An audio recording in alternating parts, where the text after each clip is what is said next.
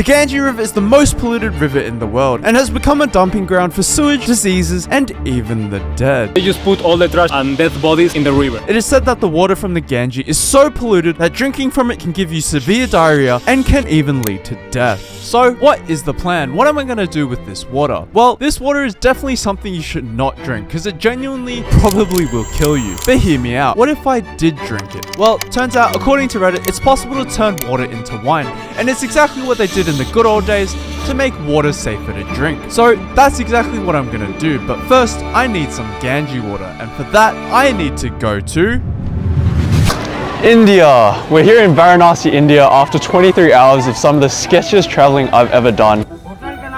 But now we're here and it's time to get ourselves a couple liters of the world's most polluted water. Oop, dog shit. Now for this to actually work, I needed 3 liters of the Ganges River, and the more polluted, the better. This is what I'm drinking from. To increase my chances of getting the most polluted water possible, I decided that our best shot was to collect our water from the middle of the river, where it had probably been marinating for centuries. And to get us into the middle of the river, we had Vimal, Varanasi resident and expert in all matters Ganges. How long have you been doing this for?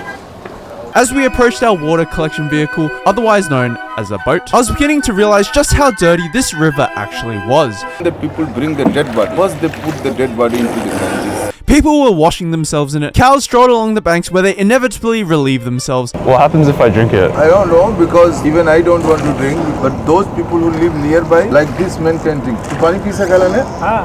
He can drink. If the water was good enough for the captain of our vessel, then it would be good enough for me. So with my bottle in hand, it was time to go for it. Okay. Delicious. Look at the difference. Although some people clearly didn't like what I was doing, I managed to secure 3 liters of the Ganges River. Oh shit, where'd I put the cup? And even got 3 liters extra for good measure. All I had to do now was take an obligatory dip with the locals, Banaras, you are very famous. get through border security with my water, Anything to declare? No, nothing to declare. and it was finally time to make some wine. A couple of days later, we had safely landed back at HQ, and it was time to check on the goods. Okay, so we've just got back from India and our Ganges water has come back with us in one piece.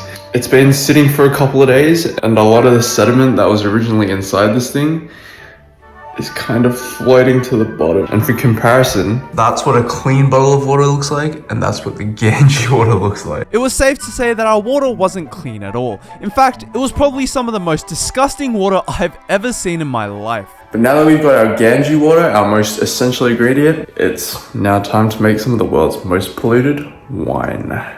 Yum, yum, yum. After paying Mr. Bezos a quick visit, Goods secured. and a few days later, our wine kit had arrived. My winemaking kit has arrived from Amazon. Thanks, Jeff. Now, who would have thought, but making wine is surprisingly complicated. So we got the guide to making wine. Probably don't eat that. It involves a lot of sanitizing, mixing, and just a lot of steps in general, which is why it's important to not mess up any of the steps. Oh, add warm water to the glass before adding the packet. So I've already fucked up that. But with only one wine kit, we had no choice but to keep going. Now, as I was making my wine and being exposed to the world's most polluted water, Oh, it smells so bad.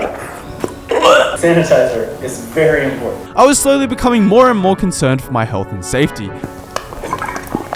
Yeah, it's pretty good. I don't know why I'm sanitizing anything. It's not going to make a difference. And things were not boding well for our all-important taste test. I'm genuinely afraid that the water is going to develop some sort of mutation. Yeah, I feel like I'm in the 1920s making bootleg moonshine in my basement. I actually would have preferred to be making bootleg moonshine because that probably would have been safer to drink. See like those tiny brown particles floating around. God, I don't know if yeast can fight off all the bacteria that's in there. That's done. Now we just have to wait 2 weeks for this to ferment. And with nothing left to do, our creation needed a name. I would name him Ganges George. Alright buddy, we'll see you in 2 weeks. With Ganges George made, we now had 4 weeks left until we brought a wine taster in to judge him. So Ganges George needed to grow up fast. There's so much stuff that's just floating around in there. Initially, things weren't looking too good. Ganges George seemed to be full of, well, shit. All of that brown stuff that's just settled is from the Ganges River. But week after week, Ganges George began growing up. Slowly at first, but as the weeks passed and other videos were made, Ganges George was actually starting to look safe. This looks clear now. This looks like proper alcohol. While he continued to ferment, I wanted to run a test to see what kind of diseases were floating around in Mr. George. Right, I'm very excited by this. I've got a sample of the Ganges water in here and I'm gonna send it off to get analyzed to see exactly what bacteria and what diseases I've brought back in these bottles. As the water was sent off for testing, the world's most polluted wine was almost done. The only thing left to do was to give Ganges George a much needed clean. Yum. No, I'm good.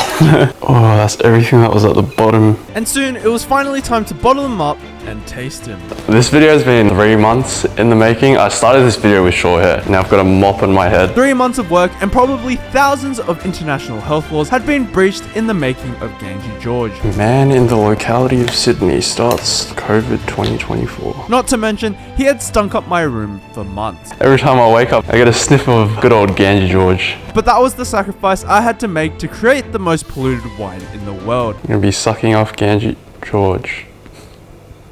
After 3 months of work, finally got him bottled. Quite emotional right now. Now that Ganges George was bottled, there was only one thing left to do. We've got 2 bottles ready for a wine sommelier to taste. God, he smells bad.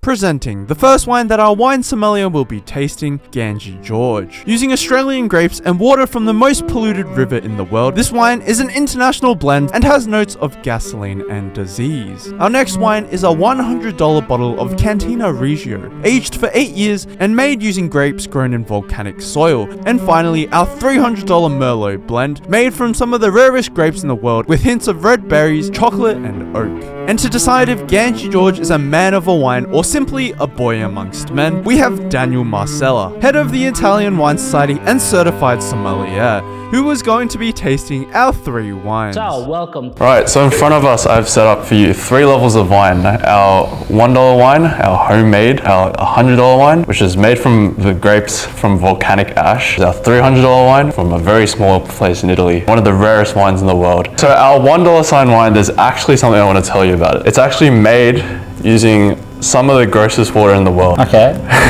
Sounds exciting. Now that he knew what he was in for, it was time to do a blind taste test to see if Daniel could tell the difference Where am I? between Ganges George and our expensive wines. Here you go. Okay. Well, it smells good. It's a good thing. There's a good level of spices, hints of oak, of chocolate as well, actually. Beautiful drinkability, great acidity, very refreshing, juicy. Which level of wine do you think that is? Well, I'll say this is a premium wine, which is, I'll go at this stage, the higher level of prices, so the $300 one. The $300 wine. On to our second one. Great aroma. It has a beautiful, again, red fruit elements. Thank you. A bit more floral as well. Good noises. Previous wine, it was the $100 one. This is definitely the Merlot from Venice because of their bashishness. Definitely you can taste the Venice. That's the $300 one. Okay, well maybe this one will trip your senses up. Having prepped his taste buds with 2 of the more expensive wines, it was now time to see if Ganges George himself could stand up to the test of a certified sommelier.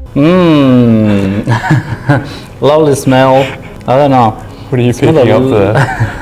There is actually a descriptor, they call it the cat piss. Yeah, no, it sounds bad. So essentially it smells like cat. Wow. Good. Okay. Well, the wine is just a wine. A little bit of a high acid. It's mostly stay on the front of the palate. It's quite a fruit-driven wine. I don't know, it's not a wine that definitely I will pick from the show, but thank you Stanley, for giving me this opportunity To taste cat to try something that I haven't tried. Well, that turned out about as well as I expected it to. I hope you got life insurance. I have. Ganges George was pretty much undrinkable, and after seeing Daniel easily tell the difference, Oh, good, Daniel. What cologne do you wear? I wondered if I would be able to do the same. Yeah, I'm getting notes of piss. A good sip, Not You know, it's not bad. Who am I kidding? It definitely was not good. Ganges George was horrific, but at least he was safe to drink, right? Correct me if I'm wrong, but I believe that wine is more sterile than water because the yeast kills all the bad bacteria. not necessary. But is it you supposed to drink the Ganges water or? And a couple of days later, the results were finally in for our water. This morning the results are finally in, and the E. coli test is positive, and the E. coli is found in the intestines, the digestive tract of animals. That's so gross. It's found in the intestines of animals. Oh god. Okay, I'm currently editing the video a week later and I feel fine. Minus the couple rashes that are slowly appearing around my body. But I don't think that'll be a problem, right? I should probably get that checked.